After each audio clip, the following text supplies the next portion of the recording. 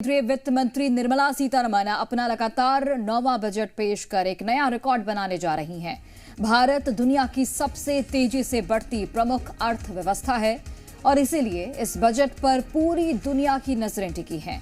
ये बजट केवल सरकारी आय व्यय का लेखा जोखा नहीं, बल्कि भारत को ग्लोबल महाशक्ति बनाने का ब्लूप्रिंट होगा।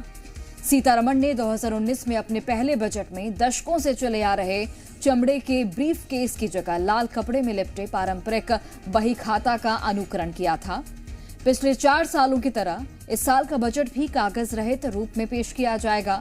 बजट सत्र से पहले केंद्रीय वित्त मंत्री निर्मला सीतारमण बजट टीम के साथ फोटो खिंचवाएंगी और बजट के बाद सोने चांदी खरीदना सस्ता हो सकता है, ऐसा माना जा रहा है। उम्मीद लगाई जा रही है सरकार इस पर लगने वाली कस्टम ड्यूटी को 6% से घटाकर 4% कर सकती है। तो 11 बजे से सत्र की शुरुआत होगी और बजट भी उसी वक्त पेश किया जाएगा। 9वीं बार लगातार निर्मला सीतारमण केंद्रीय वित्त मंत्री बजट पेश करती हुई नजर आएंगी और आम जनता को काफी उम्मीदें हैं इस बजट से। न सिर्फ भारत के लोग इस बजट का बेसब्री से इंतजार कर रहे हैं, बल्कि पूरी दुनिया की निगाहें टिकी हुई हैं, क्योंकि सबसे तेजी से बढ़ती अर्थव्यवस्था अभी भारत है और इसीलिए बजट पर फोकस किन किन चीजों पर रहेगा वो देखना बेहद महत्वपूर्ण रहने वाला है। तो बिल्कुल आज के बजट से बहुत ज़्यादा उम्मीदें हैं और ख़ास तौर पर अगर हम बात करें तो मिडिल क्लास को बहुत उम्मीदें हैं, क्योंकि हम सैलरीड क्लास की बात करें ये उम्मीद जताई जा रही है कि 12 लाख से 13 लाख हो सकता है। और अगर हम टैक्स को लेकर, इनकम टैक्स को लेकर बात करें तो ये भी बताया जा रहा है कि जो डिडक्शन है 75,000 से 1 लाख के लिए बोला जा रहा है। वहीं और भी कई सारी ऐसी उम्मीदें हैं, किसान सम्मान निधि योजना और ये जो राशि है इसको भी बढ़ाया जा सकता है। सोने के अगर हम दाम की बात करें तो सोने के दाम भी सस्ते हो सकते हैं और चांदी का भी दाम गिर सकता है। लेकिन 11 बजे तक का इंतजार करना होगा, क्योंकि 11 बजे जब बजट पेश होगा तब देखना बाकी होगा कि क्या कुछ उम्मीदें पूरी हो रही हैं।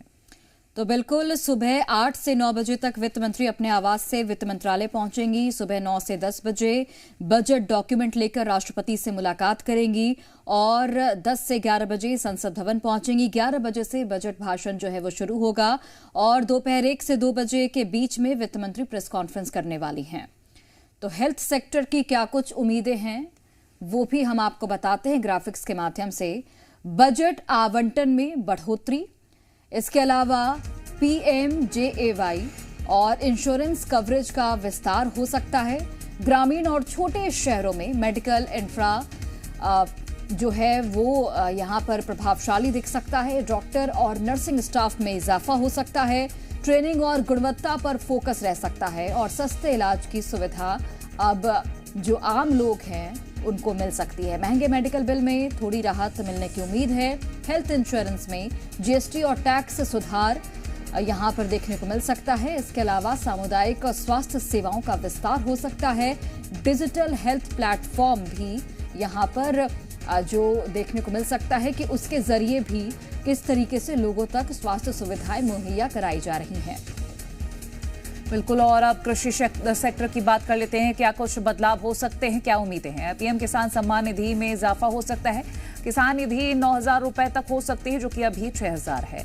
KCC की सीमा 5 लाख रुपए तक हो सकती है। बुनियादी ढांचे, तकनीक और मार्केट सुधार, कृषि क्षेत्र में सब्सिडी, सिंचाई योजनाओं का विस्तार, किसानों के लिए सस्ते लोन, बीज, कृषि उपकरण सस्ते हो सकते हैं। तो किसानों पर भी खास फोकस रहने वाला है और हर वर्ग के लिए एक अलग अलग प्लान रखा गया है, ये उम्मीदों में बताया जा रहा है। बिल्कुल, और अब महिलाओं को क्या कुछ उम्मीदें हैं इस बजट से वो हम आपको बताते हैं, क्योंकि महिलाएं जो हैं वो पूरा जो घर के किचन है वो संभालती हैं, तो ऐसे में वो भी बजट का खास इंतजार कर रही हैं। नौकरी पेशा उद्यमी को टैक्स में राहत, शिक्षा और तकनीकी कौशल में अवसर, इसके अलावा अधिक रोजगार और आय के अवसर मिलने की उम्मीद है। सामाजिक सुरक्षा और स्वास्थ्य सहायता उन्हें दिया जाए, ये उन्हें उम्मीद है। समान अवसर एवं सुरक्षा पर ध्यान, यानी कि महिला सुरक्षा और जो समान अवसर की हमेशा मांग उठती रहती है कि महिलाओं को भी उतने ही अवसर मिलने चाहिए जितने पुरुषों को मिलते हैं। इस चीज को लेकर भी खास फोकस क्या रह सकता है बजट में, ये भी देखना बेहद अहम होगा।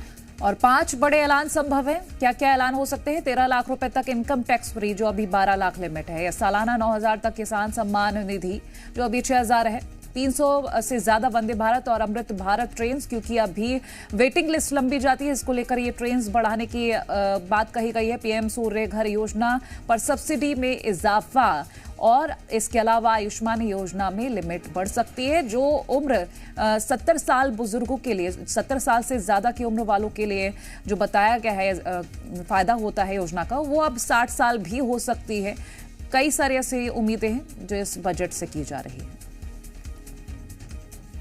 और वही देखिए, एमएसएमई सेक्टर के लिए अब क्या कुछ उम्मीदें हैं वो हम आपको बता रहे हैं। एमएसएमई सेक्टर के लिए लोन आसान हो, एमएसएमई लोन की जो ब्याज दरें हैं वो किफ़ायती हों, जीएसटी रिफॉर्म्स लागू हों, वहीं निर्यात को आसान बनाया जाए, और इसके अलावा मैन्युफैक्चरिंग पार्क स्थापित हो, टेक्नोलॉजी अपनाने पर सब्सिडी हो, इसके अलावा स्टार्टअप इकोसिस्टम और मजबूत हो।